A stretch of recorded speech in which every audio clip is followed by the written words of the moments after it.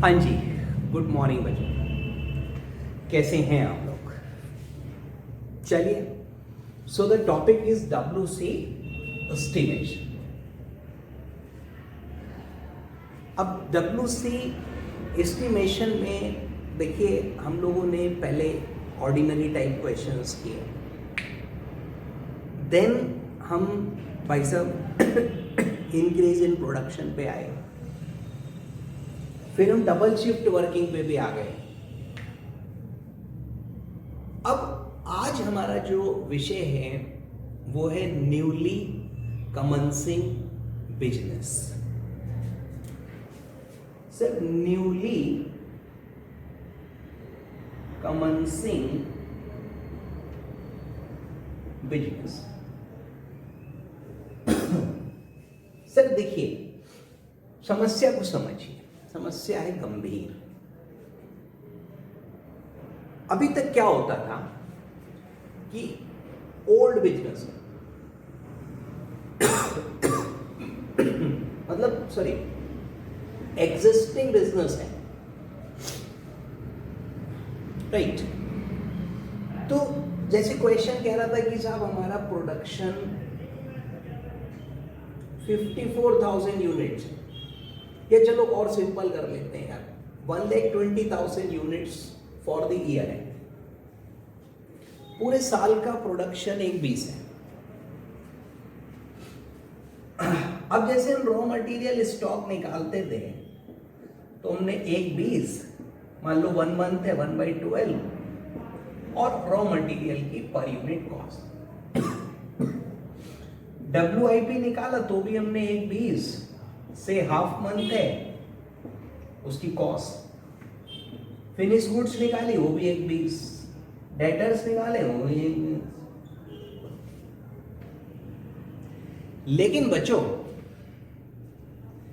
जो raw material का stock है वो एक कंजम्पशन से रिलेटेड है। जो WIP का स्टॉक है वह प्रोडक्शन से रिलेटेड है। जो फिनिश गुड्स का स्टॉक है वह भी प्रोडक्शन से रिलेटेड है। जो डेटर्स हैं वह क्रेडिट सेल्स पर बेस्ड है, और जो क्रेडिटर्स है वो परचेस पर बेस्ड है। आपको क्या कह रहे हो सर? बेटा, जो एग्जिस्टिंग बिजनेस था उसमें हमने 120 पे स्टॉक रॉ मटेरियल, 120 पे फिनिश गुड्स, WIP, डेटर सब एक ही पे किया, राइट।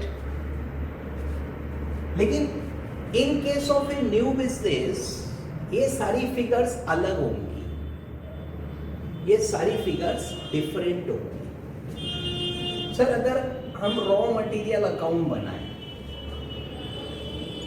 तो ओपनिंग स्टॉक इज 0, क्योंकि नया बिजनेस है। Sir, in this case opening था, क्लोजिंग भी है, बट नए में तो देखो, ये तो मानोगे ना कि ओपनिंग नहीं है। अगर मेरा नया बिजनेस है and I am starting a new business, तो this is for sure that I do not have any opening balance. फिर मैंने रॉ मटेरियल देखिए परचेज किया, रॉ मटेरियल कंज्यूम्ड हुआ, और सर जी क्लोजिंग बैलेंस बचा। Am I right? तो purchase की फिगर एंड कंज्यूम्ड की figures are not same. Purchase और consumed are not same.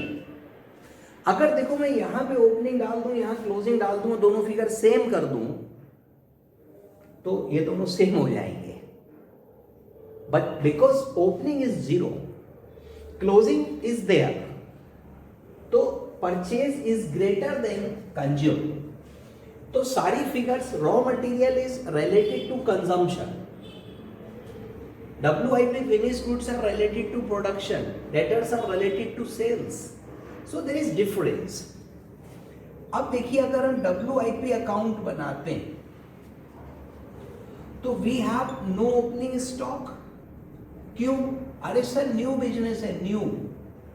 Then we have raw material consumed, wages, manufacturing overhead, 1 2 3 figures हो गई. Then भैया जो प्रोडक्शन हुआ वो फिनिश गुड्स में चला गया और बाकी बच गया closing stock. The closing stock में अगर again have raw material, wages and overheads, उसका जैसे स्टॉक का करते हैं हम लोग, तो यू कैन सी कि consumed and production are not same because this stock is there. तो कंज्यूम ज्यादा है, प्रोडक्शन कम है, बाकी स्टॉक है. Then if we come to finish goods, right, तो बेटा इस फिनिश गुड्स में we have no opening balance, nil. Then we have production thing like this. Production के बाद भैया फिनिश गुड्स का हमारा सर सेल होगा. Sales that is cost of goods sold basically, और क्लोजिंग स्टॉक. तो देखिए जितना प्रोडक्शन हुआ उतनी सेल नहीं है, उसी में से फिनिश गुड्स बचेंगे. बेटा in case a newly commencing business, अगर हमारा कोई नया व्यवसाय है, राइट, तो जो हमारी फिगर्स हैं, कंजम्पशन, देन प्रोडक्शन, उससे पहले purchase, consumption, production and sales, they are not same. So that is the main theme. और बच्चों we have to prepare 1 2 3 working notes. जिन बच्चों ने कॉस्टिंग पढ़ी हुई है दे नो दीज अकाउंट्स. जिन्होंने नहीं पढ़ी है वो जब कॉस्टिंग पढ़ेंगे तो इन अकाउंट्स को देखेंगे. But you can understand these accounts and they are very simple. Sir ऐसा कुछ भी तो नहीं है. देखिए मैंने क्या किया, रॉ मटेरियल अकाउंट बनाया, ओपनिंग, परचेज, कंज्यूम्ड, क्लोजिंग.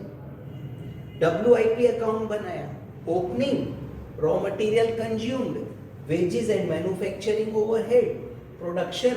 यहां WIP में से आउट हो गया, बाकी बचा हुआ है. फिनिश गुड्स, ओपनिंग 0, प्रोडक्शन जितना बिक गया उसकी कॉस्ट, बाकी क्लोजिंग है.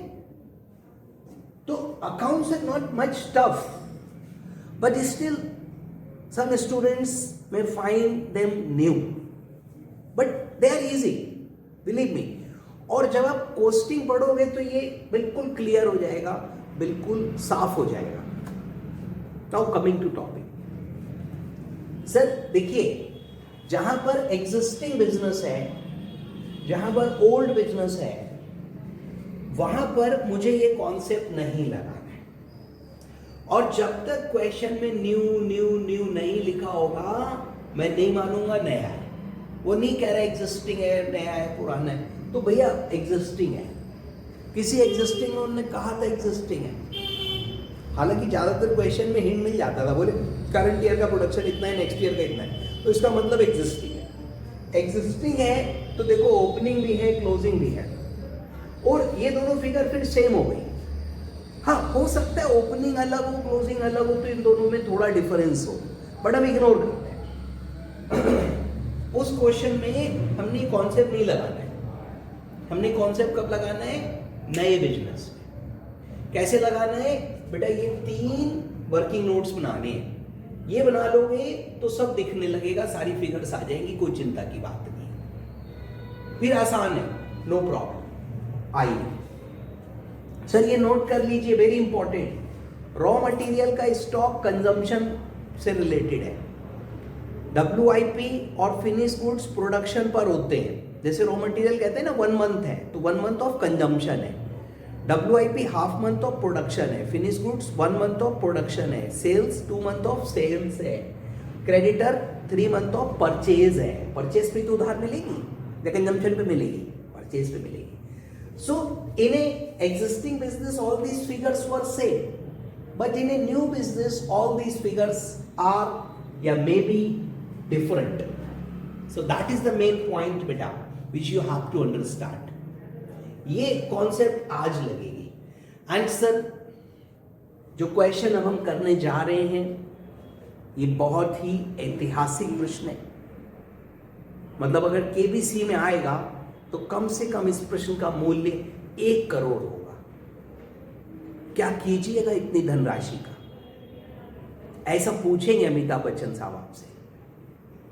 लेकिन हमारे एग्जाम्स में अगर आएगा तो इस प्रश्न का मूल्य मात्र 10 मार्क्स होगा. ऐतिहासिक है. One of the toughest question in the history of WC estimation. भाई लोगों, I don't exactly remember, but 1970s में, perhaps 75 or 76, this question was asked in CA finale. Sir उस वक्त पेपर 2 हमारा होता था माफा का. पेपर का नाम था माफा, management accounting and financial analysis. और 70s में this question was asked. A newly commencing business was just written in the very first line of the question, and then most of the students solve the question in this manner.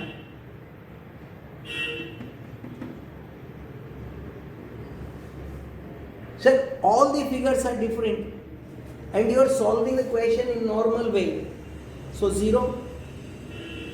Then this question was included in the study module of CA finale. वहां के study में आ गया. Then in 2001 जब PE2 आया, P1 foundation का नाम होता था, P2 इंटरमीडिएट का नाम होता था, और फाइनल वॉज फाइनल. तो जब PE2 आया 2001 में, तो दे changed the syllabus and FM was introduced first time in intermediate, and that question was copied from the study module of final to the study module of P2 2001. And that was because historical question, it's a really tough question and never asked in examination. मतलब intermediate में तो कभी नहीं आया. Sir after that what happen, P2 में आ गया study में, P2 में नहीं पूछा गया, एग्जाम में नहीं आया, पूरा P2 खत्म हो गया. 2007 में they brought PCC scheme, professional competence course. उसमें भी the same question was copied but it was never asked in the exams of PCC. Sir, then 2013 में जब IPCC आया, 2012 IPCC integrated professional competence course, आपसे just preceding course, the same question was copied but solution was changed and the solution was wrong. It was not asked in IPCC. Then the same question was copied with little modified figures in CA Intermediate. That is the new syllabus 2017. Sir आप तो intermediate वाले हो ना, 2017 वाले के बाद join किए हो ना. सर मैं आपको कहाँ से इतिहास बताता हुआ ला रहा हूँ. The same question was copied with some modified figure and the solution was corrected. The solution was corrected. IPCC में solution was wrong. Sir intermediate में फाइनल में आया था 70s में, P2 में क्वेश्चन स्टडी में ऐड हुआ, नहीं पूछा, PCC में नहीं पूछा, IPCC में नहीं पूछा. Intermediate, CA Intermediate, the very first exam, May 2018, and this question was asked. 10 marks. मित्रों, ICAI ये मानता है कि ये इंटरमीडिएट वाले बच्चे ज्यादा ही होशियार हैं और उनसे ऐतिहासिक प्रश्न पूछे जा रहे हैं। सर मैंने अभी बताया था अगर केबीसी में आएगा तो इस प्रश्न का मूल्य 1 करोड़ होगा और हमारे एग्जाम में मात्र 10 मार्क्स। अरे भाई जो सही करके आ रहा है उसको सीए की डिग्री तो दे दो, बाकी पेपर माफ कर दो, उसके आर्टिकलशिप माफ कर दो उसकी, वो महान है। एनीवे सर अब हम करेंगे, सही करेंगे और एग्जाम में भी करके आएंगे, हम कमजोर नहीं हैं। तो चलिए क्वेश्चन पर आते हैं, चर्चा करते हैं। सर इतिहास बता दिया, डरना मत इससे, डरना मत। This question is historical question and it's on a different level. और जो एग्जाम में आया था वो इससे आसान था। That was based on this concept but not that much tough जो ये question 19। So coming to question 19 बच्चों, sales 210। क्वेश्चन कहता है भैया sales 2,10,000, cost of good sold is 153,000। So see, the information is not given like material, wages, overhead. Information is given sales minus COGS। कोई बात नहीं। So the difference is gross profit 57।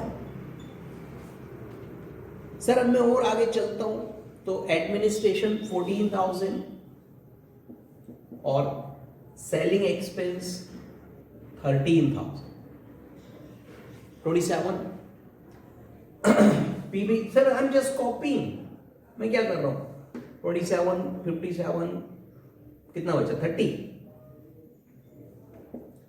Tax liability 10,000 1/3। Profit after tax 20,000। So this is normal information, don't worry। P&L account is given, so have to calculate raw material, wages, rates। So the question further moves and the details of this figure provides the cost of goods sold has been arrived as under material 84, wages and manufacturing है बच्चों 62,500, depreciation 23,500 and the total is 170।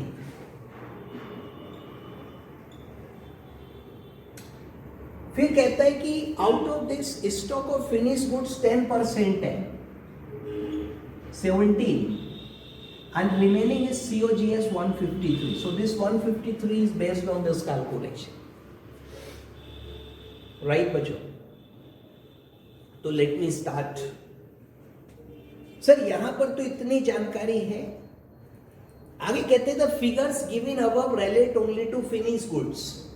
ये जानकारी सिर्फ finish goods की है, not to WIP। WIP इसके अलावा है और 15% WIP है, इसका 15% WIP है। सर इसके तो इसी में से प्रोडक्शन की फिगर्स है, इसमें से 10 बच गया, इसका 15 WIP है जो इसके अलावा है। और भैया it will be process for requiring full material but 40% of wages and manufacturing. Obviously wages manufacturing ही जोड़ूंगा। Company believes in keeping 2 month stock. Consumption लिखा है देखो, all expenses are paid 1 month in advance, so we are paying expense 1 month in advance। और material 1.5 month credit है, sales 20% cash है, 70% tax advance. ये सब तो यार नॉर्मल चीजें हैं। So if you want to calculate these figures, sir you can see that these figures are different from each other. That is the beauty of the question. And sir, ये दिया हुआ है. तो if I come to this part, the finished goods, this information is related to finished good. The question is itself saying यार ये तो finished goods की जानकारी है. And out of that 10% is remaining, so my total production is 170. तो बेटा 84 plus 62,500 depreciation ignore कर दूं बिकॉज कैश कॉस्ट कॉन्सेप्ट जिंदाबाद. Sir I have to calculate the figures on cash cost. तो माय प्रोडक्शन इज 170 बट मैं ये उड़ा दूंगा. 84,000 62,500 so it is 146,500. अब इसमें भैया 10% इन्वेंट्री बचा इनका. This is 10% into 10%. So finished goods 14650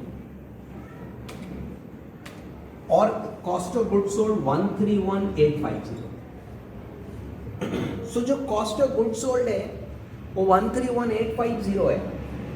sir ये यहाँ से शुरू हुआ क्योंकि इसने प्रोडक्शन की figure the. This is my total production cost. Production कितना हुआ उसमें से फिनिश गुड्स बच गई, बाकी बिक गया. But because these figures include depreciation, I excluded depreciation. तो मैंने ये दो अमाउंट्स जोड़े, यहाँ लिख लिए. फिनिश गुड्स में प्रोडक्शन डेबिट होता है बेटा. 10% इन्वेंट्री बचा लिया, 90% कॉस्ट ऑफ गुड्स सोल्ड हो गई excluding depreciation. Depreciation is not considered in cash cost. Okay, तो देखिए अब जो प्रोडक्शन हुआ उसमें दो फिगर्स हैं. 84,000 का मटेरियल एंड 62,500 का वेजेस एंड ओवरहेड. राइट, ये दो फिगर्स है प्रोडक्शन में. सर WIP में we will get opening, inputs, raw material, wages, overhead. Production जो बन गया वो तैयार होके यहाँ आ जाएगा. The same figure will be there. Closing WIP. Okay, और फिर बैक करके उल्टे बन रहे हैं accounts because the information is given in that way.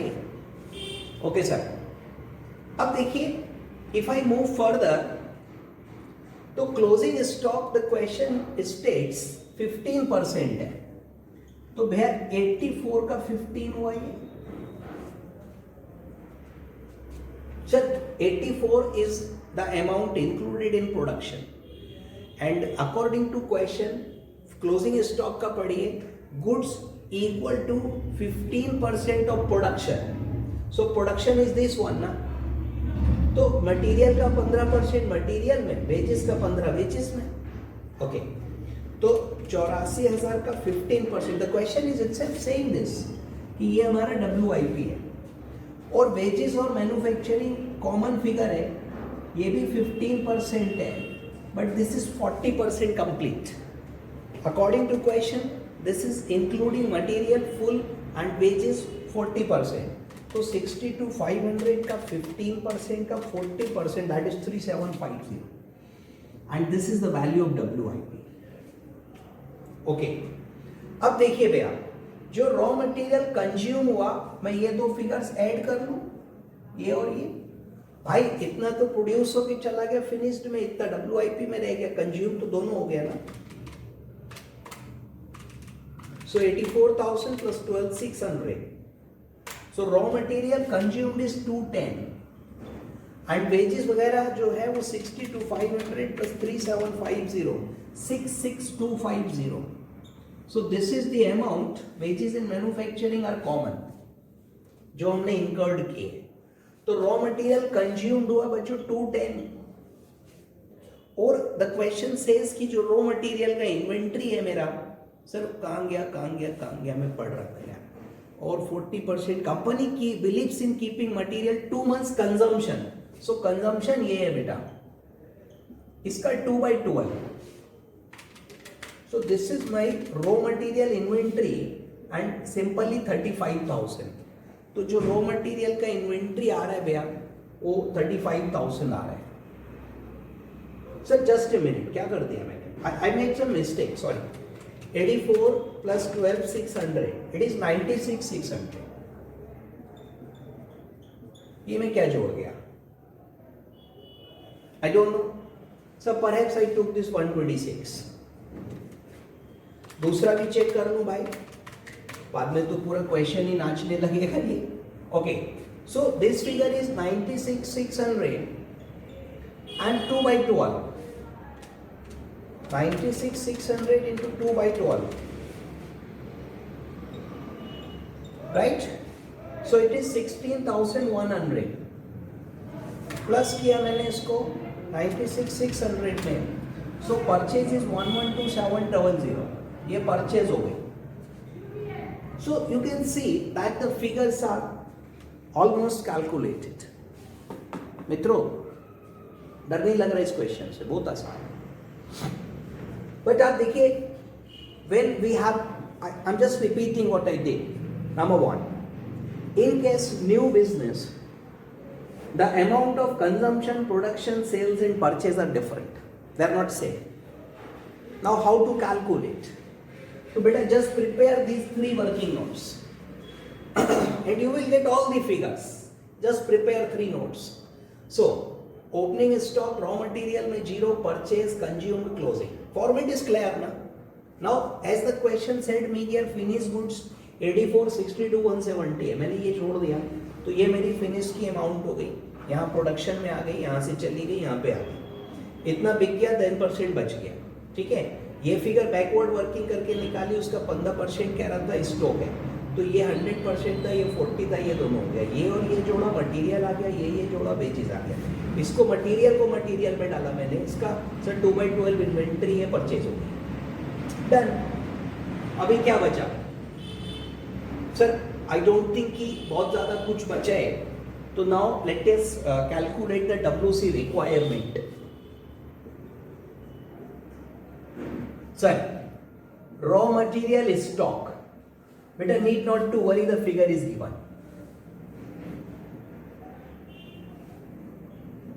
WIP stock. भाई साहब ये दोनों जोड़ लीजिए, 12 और 3 15 और 1 16, 16,350. Finished goods is stock. वाह वाह वाह भाई साहब 14650.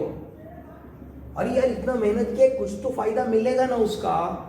तो फटाफट 3 फिगर्स आ गई. अब देखो डेटर्स.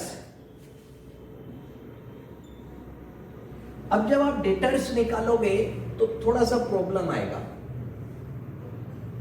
क्योंकि एडमिनिस्ट्रेशन और सेलिंग कॉस्ट भी जुड़ेगी.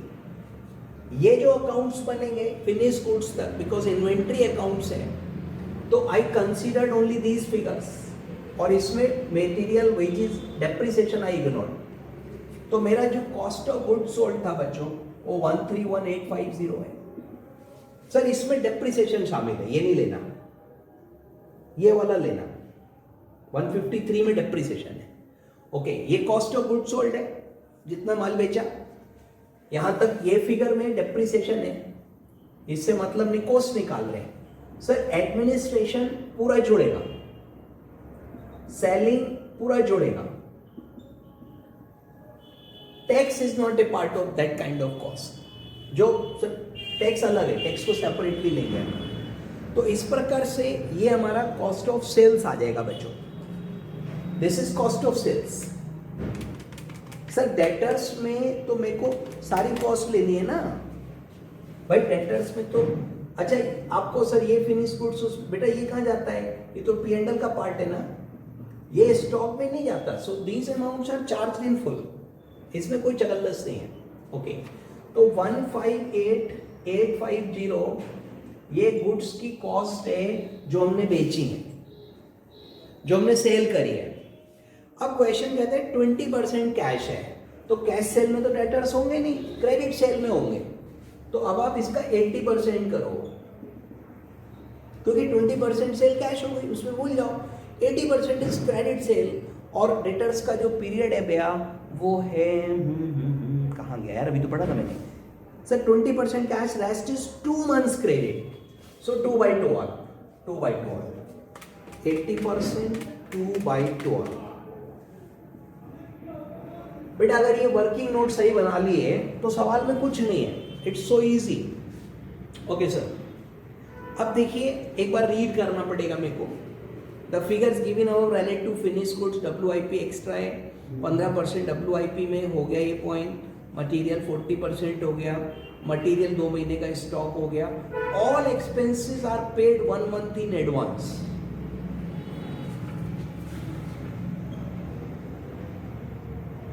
प्रीपेड, देखो बेटा, वेजेस, एडमिनिस्ट्रेशन, सैलरी, मिस तो नहीं हुआ कुछ? 1 month इन एडवांस, तो वेजेस का अमाउंट ये वाला है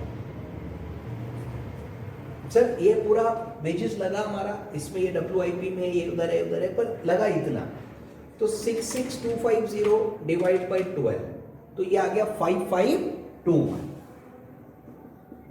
ओके सर, इसमें कोई चकल्लस नहीं होती है, ये तो जो है वही है। तो 14,000 डिवाइड बाई 12 1167, 13,000 डिवाइड बाई 12 1083। तो ये 3 हमारे इन्वेंट्रीज आ गए, मतलब प्रीपेड एक्सपेंस आ गए, सॉरी। और आगे चलता हूं। सप्लायर्स सर अभी उधार लेते हैं, सेल्स विल बी 20% कैश, को मतलब नहीं है इससे, अब तो हो गया ना ये पॉइंट। 70% इनकम टैक्स एडवांस है, तो भाई साहब एडवांस इनकम टैक्स हो जाएगा, तो 10,000 का इनकम टैक्स है। देखो 70% एडवांस देना है, क्वार्टरली देना है, तो सिर्फ एक क्वार्टर का ही एडवांस रहेगा। तो क्वार्टरली भी तो कंसिडर करोगे ना, मंथली है तो 1/12 करते हो, क्वार्टरली है तो 1/4 करोगे, तो ये एडवांस टैक्स हो गया भैया। और कुछ कैश इन हैंड 8,000 है, शाबाश, चलो कम से कम एक फिगर तो क्वेश्चन में दी हुई है सर, ठीक है। वही करंट एसेट्स पे आप, तो बेटा 16,100, 16,350, 14,650, 21,180, 55,21, 11,67, 1083, 17,50, 85,801। Now let me calculate the current liability, creditors. So the question says कि जो हमारा क्रेडिटर है वो 1.5 month की उधार देता है, परचेस पे लीजिएगा, तो 1,12,700 1.5 month डिवाइड बाई 2 सर 14088, 50 पैसे राउंड ऑफ किया मैंने, और 14088 सर टैक्स भी रह गया है, क्योंकि 70% हमने दे दिया, तो 10,000 का 30% तो बचेगा ना ईयर एंड पे, 3,000। दिस इज आउट स्टैंडिंग, तो ये हमारा आउट स्टैंडिंग टैक्स हो गया। अच्छा, so this is 7088 WC, current assets minus current liabilities, तो 85,801 माइनस 17,088, 678,713। 10% कंटिजेंसी प्रोविजन, पुराना पॉइंट है बेटा, पुराना पॉइंट, 6,871, 7,5,584। आंसर टैली हो रहा भैया?